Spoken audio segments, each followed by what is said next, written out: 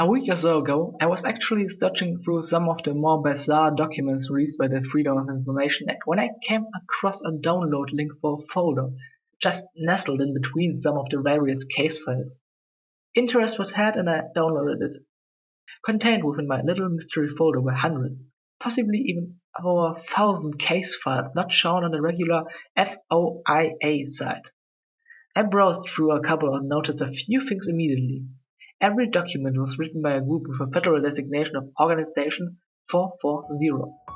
That every case took an intense and rather serious approach to paranormal entities, and that there is literally no rhyme nor reason for the order of the files. I'm going to make a serious attempt to type out these case files and find more information on the group and people mentioned in the documents. No sleep. Prepare yourselves for information I don't think we were meant to know. Case file 001-653. Case file date June 24th, 1981. Location Birmingham, Oregon. Subject Randy Smith. Entity The Lightning Man. The following report comes from several crumpled sheets of paper found at the residence of Mr. Smith. We have a legend in our town, one of those little local folk tales, the Lightning Man. The story goes that the Lightning Man is some kind of ghost or something, spooky paranormal shit, whatever, every town has creepy stuff. Anyways, people have been seeing the Lightning Man for years during, well, lightning storms. Someone would look out a window and pow! Flash of lightning, figure in the distance. Most people usually describe him as a tall, humanoid figure made up entirely of nerves and muscle. I guess that it makes sense. Lightning is electrical and nerves deal with electricity or something of that nature. I don't know, not a medical student or anything. So yeah, he's this tall, sinewy creature, arms longer than nature usually permits, claw-like hands, definitely a stuff of nightmares creature. But the trademark thing that every Lightning Man story has in it is the eyes.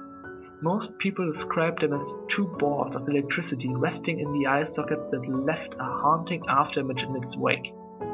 Up until a few weeks ago, it really was just a story for me. I moved out of my parents' house and got myself an old house on the edge of town. Wasn't perfect, but the price was right, so I couldn't complain. It isn't anything special. 2 stories, medium-sized house, quite a lot of room for one guy. The real draw for me were the fields though. My house is surrounded by fields on 3 sides and after that they end in forest. I enjoyed the earthy feel, it gave off a different feel than the more urban surrounding I had at my parents' house. The creepy shit started up maybe 2 weeks ago. I was sitting at home watching TV one night, the Weather Channel. Thing is, the weatherman said that we were having record highs for temperature and were in a drought. Look outside, and it was a heavy storm. Like the kind that topples stuff on your porch and makes the house creak non-stop. And it definitely wasn't hot. If anything, I would say it was unseasonably cold. Definitely weird, but shrugged it off as a freak storm that hadn't quite hit town yet. Finally got tired and head upstairs to my bedroom. Walked by my window and crack! Flash of lightning. My window looks out one of the fields and right at the edge of the field where it met up with the border of the forest, I thought I saw him. Standing. Lumbering maybe. It was really quick, so I thought I was crazy, but when I looked away in the darkness of the room, I still had 2 small dots of light burned into my vision temporarily. Like any rational man, I shrugged it off and went to bed, and didn't give it a second thought. I woke up to more lightning. It was still really dark outside, so I figured I had gotten maybe an hour or 2 of sleep. I looked at my alarm. 8 o'clock. It was the morning. First thing I did was throw on the news. At this point I assumed we were getting a freak storm and I wanted to check things out. News was normal. Threw it over to the weather, hot and sunny. No way. No how. Grabbed my phone and called my parents. Or I tried to at least. My phone was dead. Crash! More lightning. The storm outside was relentless. I'm sure it had to be bordering on hurricane strength. My male bravado won out and I decided to try and brave the storm.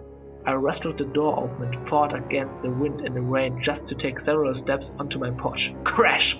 Another flash of lightning, and there he was, much closer than last night, but still in the middle of the field.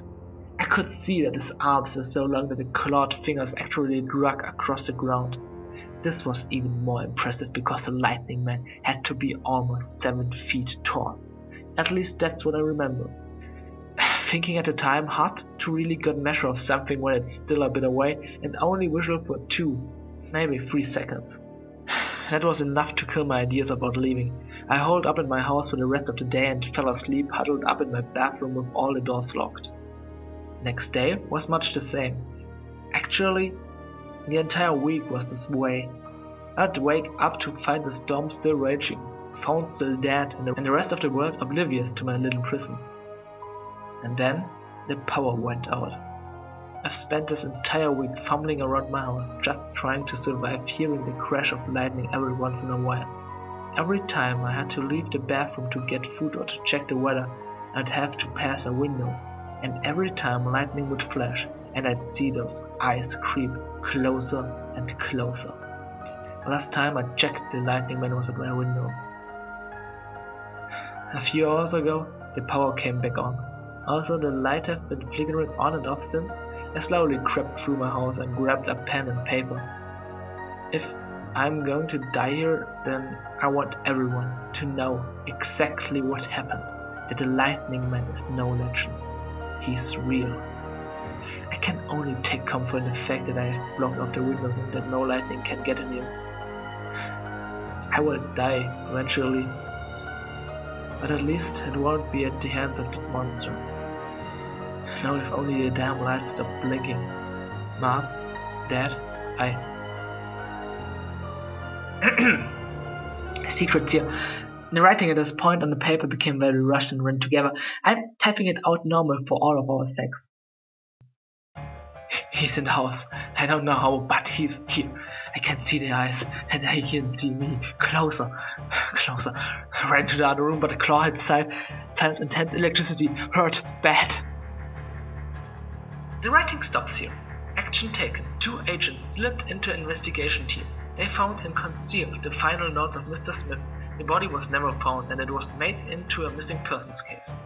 Analysis. The lightning man appears to be a spectral entity that does not rely on lightning but on the sudden appearance and absence of light. A flash of light should do. Also, lightning probably sustains a physical form for the being much better than a simple ceiling light. The people of Birmingham most likely associated the entity to lightning due to the light flashes from the storms they commonly receive. As to Mr. Smith's death, he was most likely impaled or ensnared by the claws of the lightning man and electrocuted to death, abducted to whatever plane the beast uses as a lair. The storm that appeared around Mr. Smith's residence may have actually occurred in another plane of existence. Capture of the entity necessary for further theories and answers. The lightning man, Subject 653, has been authorized for capture and study under the Paranormal Defense Act. Contact for further information. Case update. Subject 653 carved and contained at the northeast branch.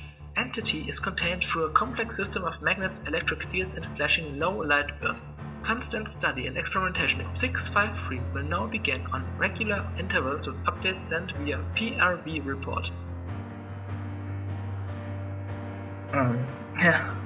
Not sure what PRV stands for.